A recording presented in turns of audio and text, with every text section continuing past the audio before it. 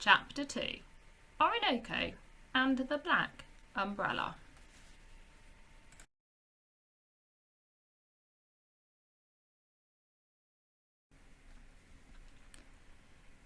You have already watched the film or the television programme of Orinoco and the Black Umbrella. So let's listen to the story from the book and we will see what is the same and what is different. Good morning, said Bungo, putting his nose round the workshop door. You're late, said Tobermory, looking at the shelf which held the clocks and watches. As he had got most of them in working order and wound them up, they made a busy ticking noise, like dozens of pecking birds. I overslept, said Bungo. He hadn't got used to being a working Womble yet, and in the evenings he was often so tired that he couldn't keep his eyes open, and he would nod off with his head on another Womble's shoulder, lulled by the steady rumble of voices. For if there is one thing that Wombles are really fond of, it's the sound of their own voices. And there was a great deal to discuss at the moment, with Christmas only 2 months away, and after that the planning of the great Womble outing. Midsummer's Eve is the most important night of the year, as far as the Wimbledon Wombles are concerned. They have a tremendous party, and it takes a great deal of organising. So it just goes to show how tired Bungo must have been to go to sleep while all of that was being discussed. Perhaps Tobermory understood, for after a quick glance at Bungo, he only said, "Well, off you go then, and remember to keep your back paws firmly on the ground." "Why?" asked Bungo. "Wait and see," said Tobermory, and began putting a camera together on his workbench, his paws neatly and carefully picking up each tiny screw and examining it through a jeweller's glass which he had fixed into his eye. It didn't take Bungo long to discover what Tobermory had meant, for the moment the main door of the burrow was opened, he was nearly blown backwards by the wind. Small dry leaves and dust and tiny scraps of paper whirled past his head, and his fur was quite flattened. "Whoops," said Bungo, dragging the door shut behind him and leaning against it. He had never been out in a gale before, and high wind is dangerous to small Wombles and can blow them clean off their paws. Bungo turned his back on it and felt his eyes watering as he worked his way through the bushes, while all the time twigs and leaves were rattling about his head, and the trees up above were bending and creaking and throwing their branches about. "Thought you were never coming," said Orinoco, who had made himself comfortable in amongst the bushes. "Well, there's a lot of work to be done." And there was, for the wind had driven across the streets and gardens of southwest London before it reached the common, and on its journey it had picked up everything in its path.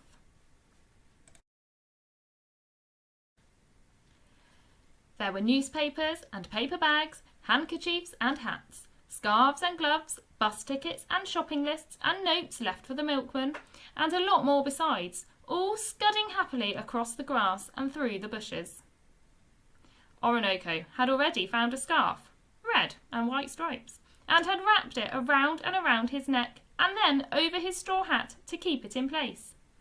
"We'll never tidy up all of this," said Bungo in dismay. "Got to try," said Orinoco. "I've made a start." And he twitched at the scarf. "Now, off you go, young Bungo, while I get my breath back." And he settled down and shut his eyes. For the next hour, Bungo trotted backwards and forwards, chasing the papers and stuffing them into his shopping basket. But as soon as he had cleared one patch of the common, the wind sent another shoal of bits and pieces dancing through the air. In spite of the cold, it was a north wind. Bungo was very soon warm indeed. So he wedged his basket firmly between 2 tree stumps and went puffing and panting down to Queensmere to have a drink of water.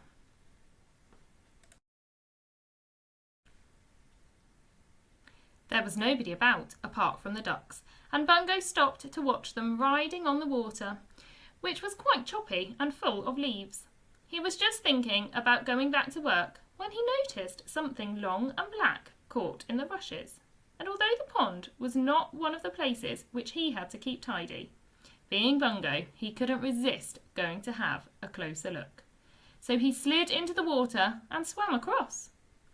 "It's a stick with stuff on it," said Bungo, circling round the thing. One of the ducks came quacking over, and Bungo slapped the water with its paws, and the duck sailed away again. "Silly thing," said Bungo, who, like most Wombles, didn't think much of ducks, rabbits and squirrels. He got hold of the long black thing between his teeth and pulled it free and began to swim back to the shore rather slowly, for the object was large and awkward. Once on firm ground, Bungo put it down and shook himself thoroughly, and then put the thing under his arm, collected his shopping basket and hurried off to Orinoco. Orinoco was sound asleep, but he woke up at once when he heard Bungo and sat up and pretended to be very busy looking through the 3 bus tickets in his tidy bag. "Look what I've found," said Bungo, laying the thing at Orinoco's paws. "That's nothing to get excited about. It's only an old umbrella," said Orinoco. Now, Bungo was a good-hearted Womble who would never do anyone a bad turn, but it did occur to him at this moment that it was rather unfair that he should work so hard while Orinoco hardly did a paw's turn. Perhaps it was because Orinoco was being so squashing about the umbrella. "It's a very splendid umbrella," Bungo said. He had actually never seen one before, because he hadn't yet been all round the workshop, where, as it happened, Tobermory had a very good selection of umbrellas, and even a couple of parasols. "Look!" And he picked it up and twirled it round and round his head in exactly the same way as Great Uncle Bulgaria twirled his stick sometimes. "That's not the way to use it," said Orinoco, and he got up out of his nest and took the umbrella from Bungo's paws and opened it up. Now, although Orinoco was quite fat, no Womble is what you might call thin, but Orinoco was fatter than most. The wind was exceptionally strong, and the umbrella particularly large, and before Orinoco or Bungo quite knew what was happening, Orinoco was being swept up over the grass as fast as his short legs would carry him. Hang on, said Bungo, dancing up and down. "I am hanging on," Orinoco shouted back, for a Womble, once it's attached to something, simply will not let go. He was on the top of a high ridge of ground by this time, and suddenly the wind lifted him clean off his paws and took him straight upwards to the sky. "Come back!" shouted Bungo. "I can't!" shouted Orinoco. Up and up he went, peering over his shoulder at the ground, which was now spreading out beneath him, so that he could see the tops of the tossing trees and the ruffled water of Queensmere.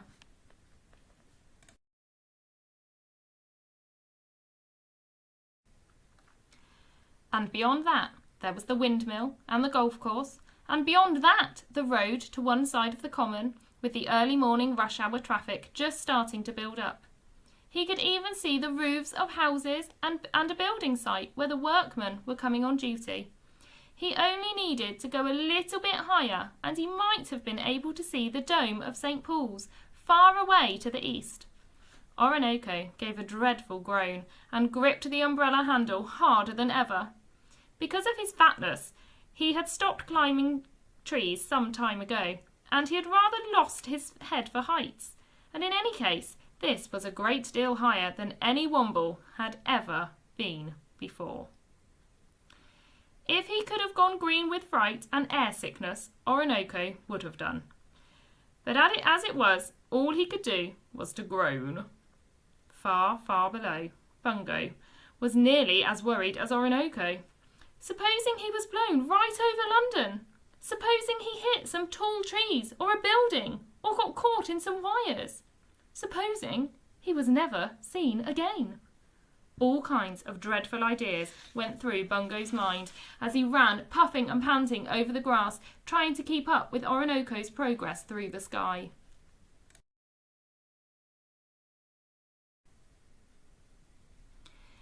It was the umbrella which had started all the trouble, and that put an end to the awful journey.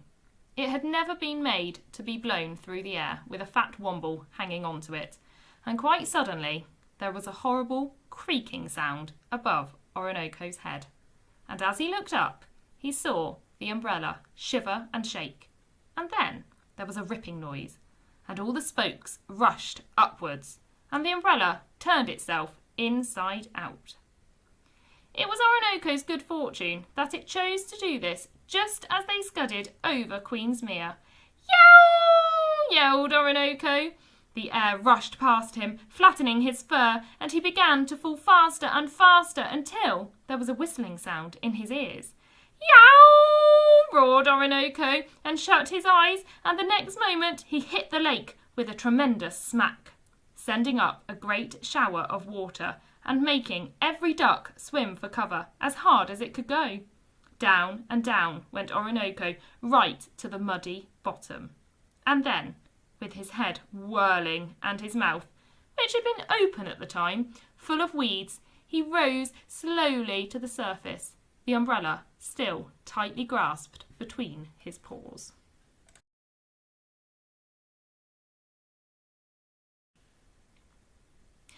"I'm coming!" panted Bungo, sliding and slipping down the steep bank, and he dived into the mere for the second time that morning. Orinoco rolled over onto his back and lay quite still with his eyes closed. His paws crossed over his stomach, the umbrella held between them. "I've caught you!" puffed Bungo, fighting his way through the ripples, for Orinoco's fall had set up a widening circle of tidal waves, which were now splashing onto the ground. And he put his paws over Orinoco's ears and began to pull him towards dry land, paddling as hard as he could go. Orinoco, as stiff as a poker, was hauled, wet and extremely muddy, on to the path. "Are you dead?" Bungo asked anxiously. "Yes," said Orinoco in a feeble voice, without opening his eyes. "Oh dear," said Bungo. "Very, very nearly dead, anyway," said Orinoco, opening one eye a little. "What are you laughing at? Being nearly dead is not funny at all." "No, rather not," said Bungo, snuffling behind his paw. "When I think of what I've been through," said Orinoco, opening the other eye and looking sternly at the quivering Bungo, "I expect sympathy, not giggling. If you only knew what it was like." And he shivered violently.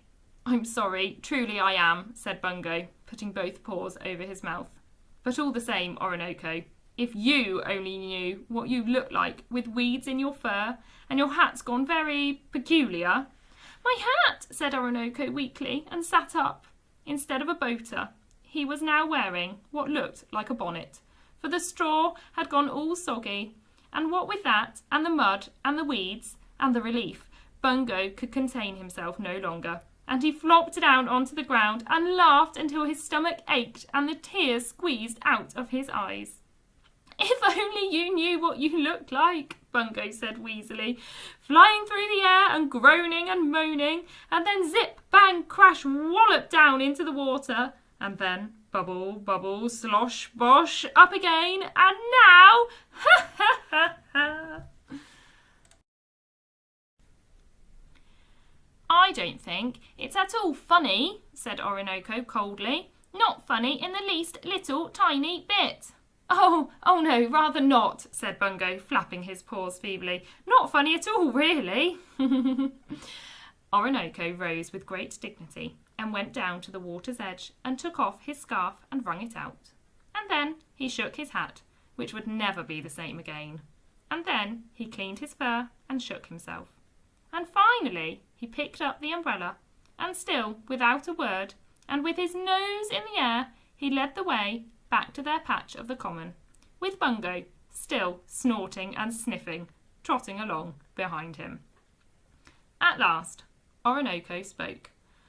"I'm worn out," he said, absolutely exhausted. What I need is a good 40 winks. And he began to flatten out his little nest in the bushes.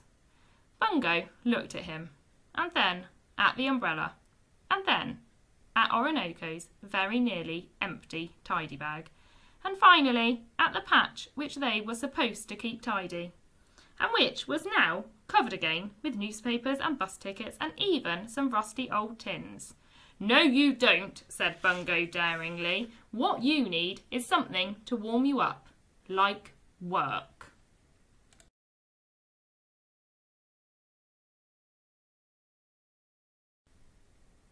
Orinoco stopped nest making and looked at Bungo over his shoulder. "Dalmatian dogs," Orinoco said. "Black umbrellas, zick bang crash wallop," said Bungo. There was a long silence, which was only broken by the roar of the wind and the rattling of the trees. And then, very, very slowly, Orinoco straightened up and shook his head sadly. "All right, young Bungo, very well, but just this once, that's all." When Tobermory saw the umbrella, he shook his head over it and said, and put it on the end of his workbench to be mended later. "Haven't got time to attend to it at the moment," he said. "It's been a very busy day."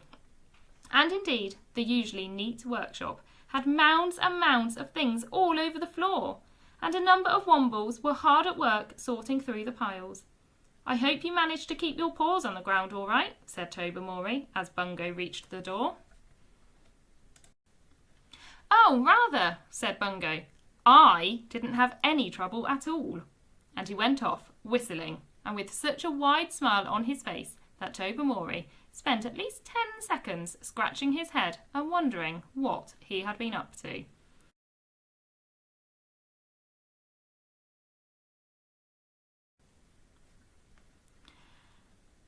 And as Bungo was, after all, a very good-hearted Womble, he never mentioned the umbrella to Orinoco again. Unfortunately, Orinoco was not cured of his laziness. It would take much more than an air trip across the common to do that. And as for the umbrella itself, well, once Tobermory had mended it and cleaned it, he decided to... Well, that is another story altogether.